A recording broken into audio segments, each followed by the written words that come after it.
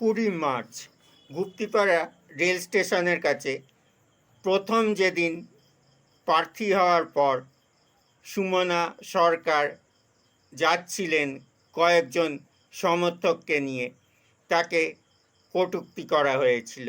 সেই ছবি, সেই খবর আমরা দেখিয়েছিলাম শুধুমাত্র স্কাই নিউজ বাংলায়। ওই দিনকে গুপ্তিপাড়া স্টেশনের কাছে একটি রক্তদান শিবির চলছিল।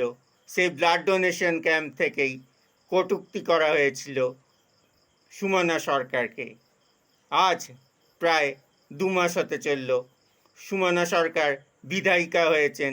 আজ এলেন সেই রাস্তায় গাড়ি চড়ে, বিধায়িকা হয়ে হুটখোলা গাড়িতে জনগণের আশীর্বাদ নিয়ে তার অপমান, তার কটূক্তির জবাব দিল গুপ্তিপাড়ার জনগণ।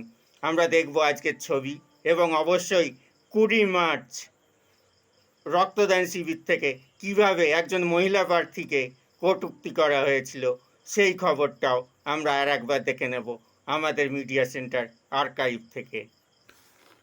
কটাক্ষ করা হলো, এই দুর্নীতিগ্রস্ত বিজেপিকে একটিও ভোট নয় বলার সময়ই পাশ দিয়ে বিজেপি কর্মীদের একটি ছোটোখাটো মিছিল পথ চলছিল, ফলে সাময়িক উত্তেজনা ছড়ায় গুপ্তিপাড়ায়।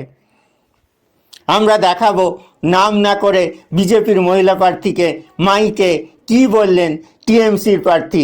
দেখতে থাকুন শুধুমাত্র স্কাই নিউজ বাংলায়।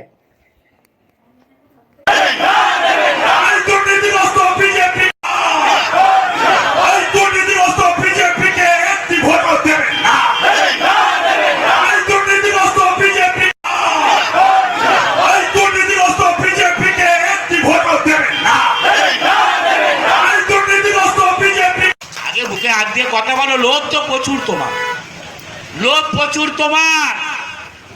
তুমি কখনো মাইক ধরে বিজেপিকে বলছো শালা, আবার কখনো বলছো মাইক ধরে বিজেপি আমার বাপ, বিজেপি আমার বাপ। সেই কে বাপ আর কে মা তার জবাব দেবে গুপ্তিপাড়া 1-এর মানুষ। 29শে এপ্রিল গাছের উপর জোড়া ফুল চিহ্নে ভোট দিয়ে বিপুল ভোটে বিজেপি আমরা এখান থেকে হারবে এবং তৃণমূল কংগ্রেস প্রার্থী জিতবে, এটা 200% গ্যারেন্টি।